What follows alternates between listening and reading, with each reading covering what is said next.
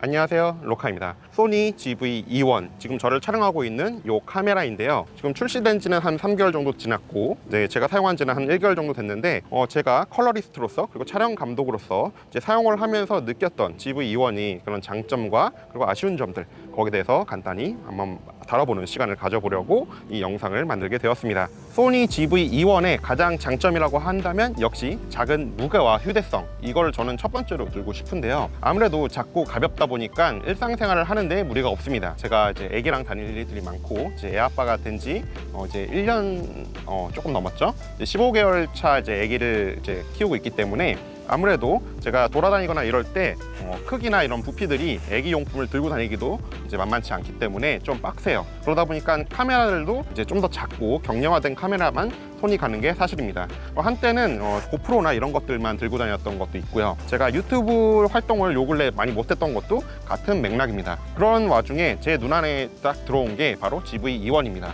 GV-E1이라면 제가 간편하게 이제 조그만 가방 하나에 이제 그냥 렌즈만 딱 들고 가서 촬영하기도 좋겠다. 엔드 필터까지 욕심을 내고 들고 가본 적도 있는데 좀 이제 너무 밝은 장면을 좀 어둡게 해주는 그런 카메라에 씌우는 이제 선글라스 같은 거예요. 사실 무게가 커지면 사실 그만큼 덜 찍게 되고 불편해서 안 찍게 되다 보니까 그냥 그럴 바에는 그냥 간편하게 찍자. 이래서 GV-E1에 이렇게 번들 렌즈 2860 제일 가벼운 렌즈죠. 요거 하나 달아서 촬영을 하고 있습니다. 풀프레임용으로 나온 요 GV-E1이 굉장히 메리트가 있는 카메라가 되는 데에는 요 2860 렌즈가 굉장히 크지 않은가 이렇게 생각이 됩니다.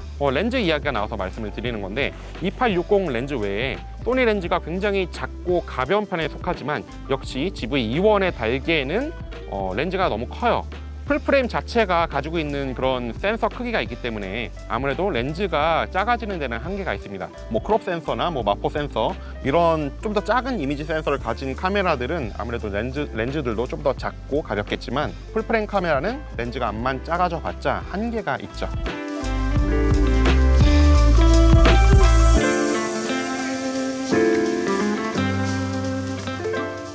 그래서 렌즈는 어지간하면 저는 2860 렌즈를 메인으로 지금 사용을 하고 있는데 줌 렌즈는 그나마 서드파티 렌즈들이 조금 가볍죠. 2870이나 2875 같은 거요.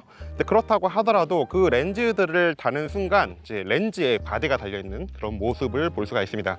그만큼 카메라가 작고 가벼운 건 좋은데 렌즈들은 2860 같은 컨셉에 좀 더 렌즈들이 몇 개 더 나와야 되지 않을까. 그리고 브이로그를 촬영하려면 아무래도 줌 렌즈가 좋으니까 그런 컨셉의 줌 렌즈가 나와야 되지 않을까, 저는 그렇게 생각을 합니다. 가격도 저렴하고 그다음에 퀄리티도 좋고 해상도도 좋고 조리개는 좀 아쉽지만 그래도 이제 풀프니까 이제 되는 게 굉장히 많죠.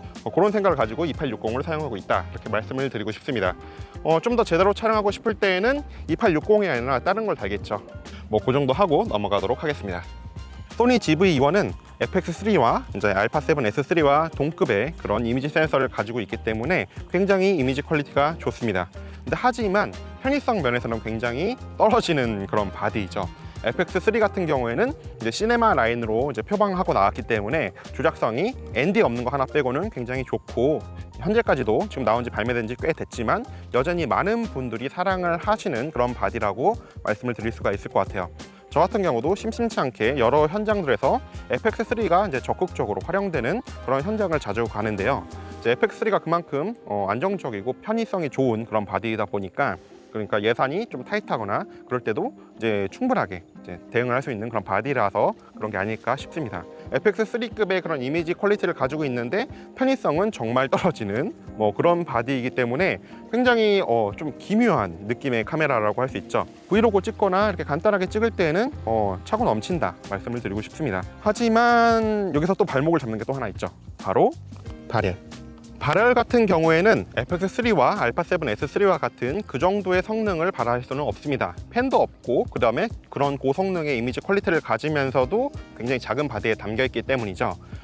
굉장히 더운 그런 밖에서 촬영할 경우 한 20분, 30분 촬영하면 이제 카메라가 꺼지는 일이 분명히 있습니다. 그렇기 때문에 짤막짤막하게 이제 클립을 찍는 그런 브이로그나 숏폼 컨텐츠를 주로 찍으시는 분들에게는 최고의 카메라가 될 수도 있지만, 조금 길게 촬영하고 이야기하는 것들이 메인인 그런 분들한테는 어울리지 않는 그런 카메라일 수 있습니다. 저 같은 경우에는 그래서 제가 개인 카메라로 만약에 촬영 현장을 나간다 하더라도 서브 바디로서, 그러니까 부족한 화각에서 이제 한두 컷 촬영할 경우 사용하기 위해서, 혹은 메이킹 영상 카메라를 이제 부분 이미지 컷 따달라고 부탁을 드리는 경우에 이제 주로 들고 와서 사용을 하거나 그러는 경우가 많고, 일반적인 목적으로는 저는 정말 브이로그 캠처럼 일상생활, 특히 제 아들과 그다음에 이제 안사람을 촬영하는데 많이 사용하고 있습니다. 이제 그런 식으로 촬영하기에는 정말 좋은 카메라인 것 같아요. 정말 컨셉에 충실한 그런 최고의 이미지 퀄리티를 가진 그런 카메라라고 생각이 됩니다.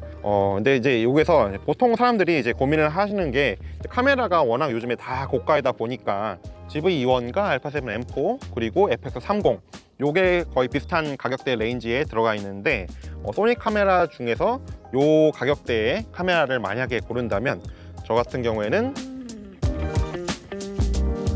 GV-E1 고르겠습니다. 여전히 GV-E1을 고를 것 같아요. 펜을 다는 조금 수고스러움이 있더라도 펜을 달면 그래도 3시간에서 4시간 정도 촬영이 가능하다고 하고, 이제 그렇게까지 개조를 해서 촬영을 할 경우에는 보통 이제 리그를 만들거나 이렇게 갖고 들고 가는 경우도 있기 때문에, 정말 그런 목적으로 촬영할 때만 리그에 올려갖고 딱 세팅을 해서 촬영을 하고 그 외에는 빼는 방식으로 저는 촬영을 할 것 같습니다. 그래서 사진하고 영상을 둘 다 하신다 그러면 α7 M4, 근데 만약에 영상이 메인인데 나는 촬영할 때 이미지 퀄리티가 굉장히 중요하다, GV-E1.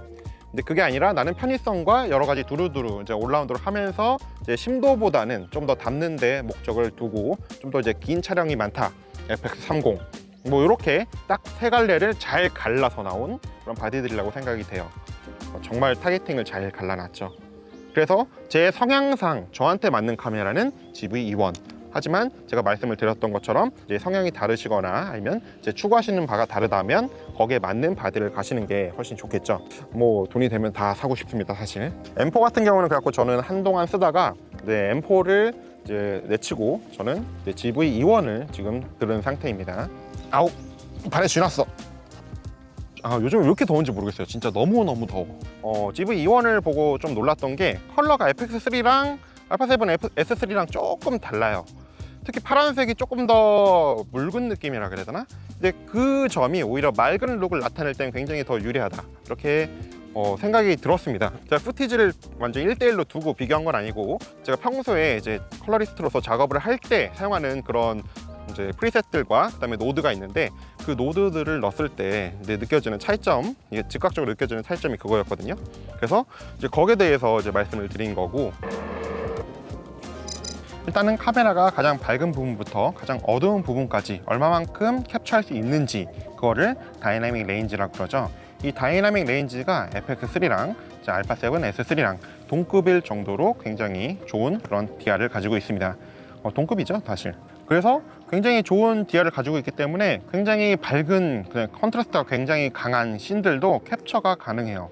이게 어느 정도로 좋은 거냐면, 소니 카메라가 정말 이제 FX3가 나오고 α7 S3가 나오고 그랬을 때 시장에서 굉장히 충격적으로 이제 잘 나온 카메라다라고 여태까지 평가를 받는 게 이 DR이 굉장히 높기 때문에 생기는 그런 장점이 있다고 저는 분명히 생각을 합니다. 물론 편리한 AF는 솔직히 뭐 두고 말할 것도 없죠. 소니의 가장 최신의 그런 AF 성능을 가지고 있고요. AFC가 이제 AI AFC이기 때문에 굉장히 빠르게, 그리고 내가 원하는 그런 것들을 바로바로 캡처를 하는 그런 성능을 가지고 있습니다. DR과 색깔. 특히 S로그3 촬영이 되는 브이로그 캠이죠.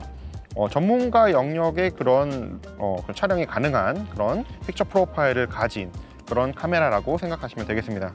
전문가 영역의 그런 기능까지 가지고 있기 때문에 이제 원한다면, 특히 그 사용자가 이제 숙달을 하면 할수록 굉장히 더 좋은 이미지를 얻을 수가 있는 거죠. 물론 후반에서 건드려야 되는 것들은 좀 더 늘어나긴 하지만, 일단은 캡처할 수 있는 옵션이 있는 게 어디입니까? 저는 그게 굉장히 장점이라고 생각을 하고요. 이제 그런 면에서 GV-E1이 가지고 있는 그런 뭔가 한 대를 가지고 사용하다가 점점 내가 성장하는 것만큼 그 성장 폭을 느낄 수 있는 카메라라고 생각이 됩니다. 물론 발열만 빼면. 발열을 빼고도 또 문제가 되는 게 마이크로 HDMI가 달려있다, 풀사이즈 HDMI가 달려있지 않은 거는 굉장히 아쉬운 점이긴 하지만, GV-E1이 표방하고 나온 그런 카메라의 포지션을 보면 마이크로 HDMI를 넣어줘도 딱히 불만을 가질 수는 없는 그런 포지션이긴 한 것 같아요. 물론 이걸 갖다가 조금 이제 더 전문가 영역까지 사용을 하시려는 분들에게는 이 정도 성능에 이 정도 스펙에 이걸 다 넣어줘 놓고 발열하고 HDMI 이걸로 이렇게 다 이렇게 망가뜨려 놓는다고? 뭐 이런 생각이 들 수가 있습니다. 저도 그런 생각이 들어요. 사실 넣어줬으면 더 좋았겠죠. 좀 넣어주면 안 돼? 그리고 SD 카드 같은 경우도 슬롯이 하나죠. 그래서 뭔가 촬영 현장에 나갔을 때 조금 불안한 게 사실이에요. 솔직히 촬영을 하다가 날아가는 경험을 몇 번 한 적이 있어요. 저 같은 경우에는. 그렇기 때문에 몇 가지 그런 안전수칙을 좀 더 잘 지켜서 촬영을 해야 되는 그런 바디가 아닐까 싶습니다. 풀 HDMI가 아니다, 편의성 떨어진다, 그리고 발열이 심하다, SD 슬롯이 하나다. 이렇게 저는 가장 큼직큼직하게 조금 아쉬운 점들이 요 4가지 정도가 되는 것 같아요. 크게 묶음을 따지면. 하지만 그 외에는 정말 만족하면서 사용을 하고 있고, 물론 저 같은 경우에는 이제 후반에서 편집과 컬러 그레이딩, DI가 이제 메인인 그런 직업을 가지고 있다 보니까 이미지 퀄리티에 좀 더 집착을 하는 면이 없지 않아 있습니다. 하지만 편의성 같은 것과 그런 밸런스를 중요시 하시는 분들에게는 분명히 GV-E1은 아쉬운 그런 바디일 수도 있을 것 같아요. 솔직히 그렇다고 생각합니다. 저 같은 경우는 정말 애기 찍는 용도로 주로 많이 사용을 하고, 가끔 현장에 들고 나가고 보완하는 정도로 사용하고 있기 때문에 충분히 만족을 하고 있다고 말씀을 드리고 싶어요. 그런 바디인 것 같아요. 오늘 하고 싶었던 얘기는 일단 머릿속에 있는 거는 거진 다 이야기한 것 같아요. 그래요. 오늘 영상은 여기까지 하고 전 또 다음 영상에서 찾아뵐게요. 다음 영상에 봬요. 안경을 안 써서 내가 카메라를 둬도 포커스를 잘 잡는지 잘 몰라요. 그런데 소니는 걱정할 필요는 없죠.